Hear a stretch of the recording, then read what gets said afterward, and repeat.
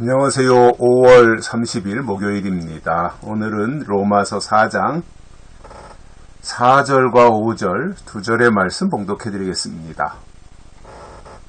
일하는 자에게는 그 삭을 은혜로 여기지 아니하고 빚으로 여기거니와 일을 아니할지라도 경건치 아니한 자를 의롭다 하시는 이를 믿는 자에게는 그의 믿음을 의로 여기시나니. 아멘.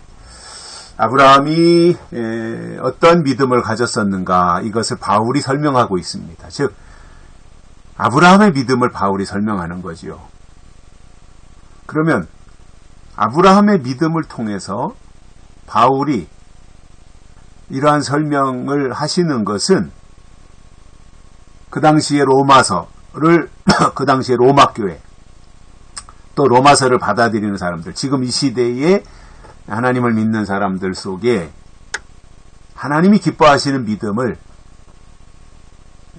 주입시키기 위해서 이러한 말씀을 해주고 있습니다. 그렇다면 우리가 아브라함을 보면서 아브라함의 믿음을 본받고 아브라함이 가졌던 그 믿음을 우리도 소유하고 그것을 닮아가는 데 목적이 있다, 이렇게 보게 됩니다.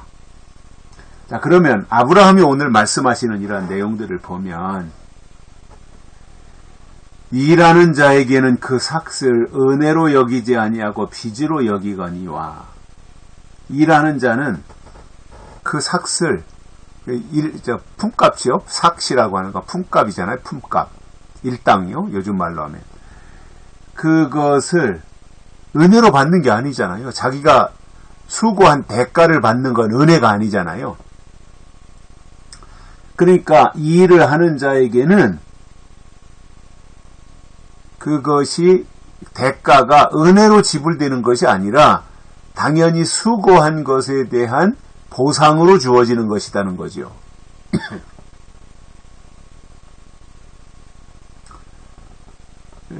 그래서 그 은혜와 아니면 수고비 또는 품값, 이것과는 다르다는 거예요. 물론 예수님이 복음서에서 말씀한 것 중에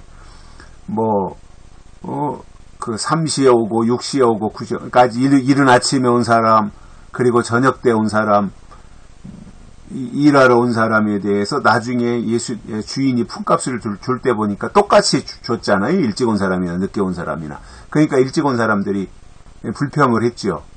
그러니까 예수님이 그 불평하는 사람들을 향해서, 그건 주인의 마음인데 내가 너희들하고 약속한 품값을 적게 주지 않고 약속한 값을 다 줬는데 왜 불만을 하느냐.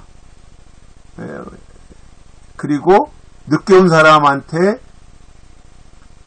사람도 똑같이 일찍 온 사람과 같은 품값을 주는 것은 그건 주인의 마음이다.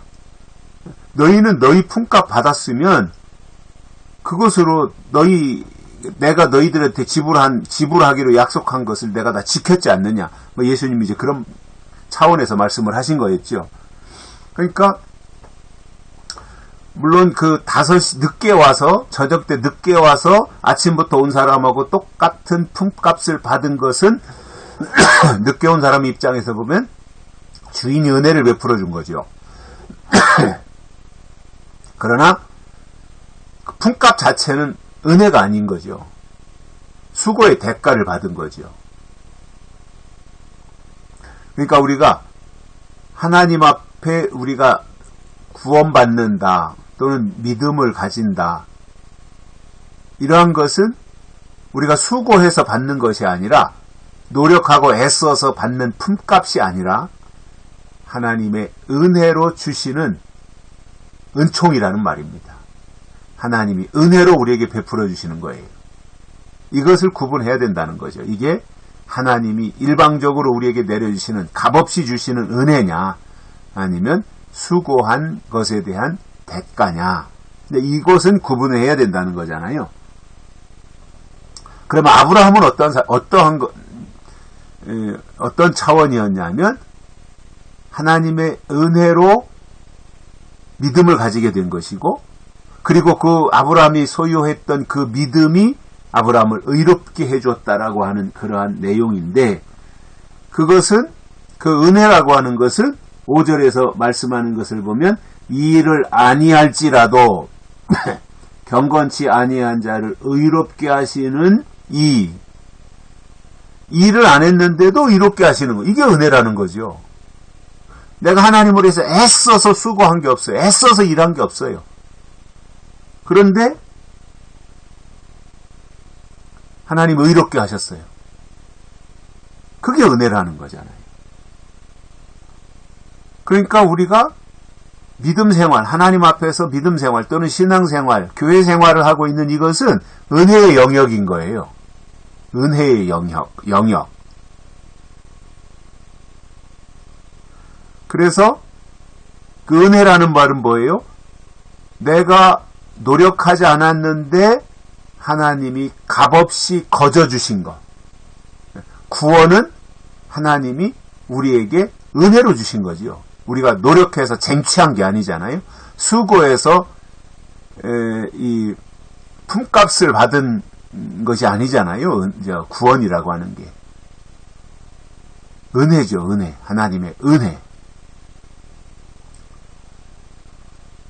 그래서 이 일을 하지 않았지만 하나님이 의롭게 하신다. 그를 믿으면 하나님은 그 믿음을 의로 여기신다. 이렇게 말씀하고 있습니다. 그러니까 의롭게 되는 방법은 하나예요. 믿음이에요. 믿음으로 의롭게 되는 거예요. 그런데 이제 여기서 중요한 문제가 발생하는 거예요.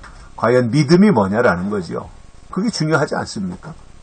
믿음으로 의롭게 되는데, 의롭게 되는 것은 믿음 하나밖에 없는데, 그럼 과연 믿음이 뭐냐는 거예요. 교회 열심히 다니는 거예요? 그거는 믿음을 얻고 난 믿음을 소유하고 난 믿음을 선물로 받은 이후에 그의 반응인 거죠. 교회 열심히 다닌다, 주의를 지킨다, 헌금 생활을 한다, 기도 생활을 한다, 봉사활동을 열심히 한다, 뭐 이러한 것은 하나님의 은혜로 구원받은 자가 마땅히 해야 될 일들의 영역인 거지요. 그러면 이제 그거는 그 자체는 예배에 참석한다든가 뭐 이런 것들은 당연히 이제 구원받은 자로서 해야 되는, 은혜 받은 자로서 하나님을 향한 아름다운 반응인 것이고, 진짜 믿음은 뭔 거예요? 하나님의 약속을 믿는 거잖아요. 약속. 그래서 제가 오래전부터 반복해서 강조하는 부분이 이 부분이에요.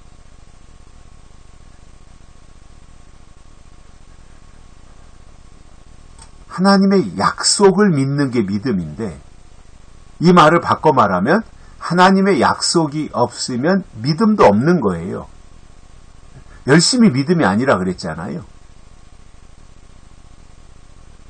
그래서 하나님의 약속이 나에게 있어야 믿음이 있는 것이지, 약속이 없으면 믿음도 없는 거예요. 믿음이 없으면 구원도 없는 거예요.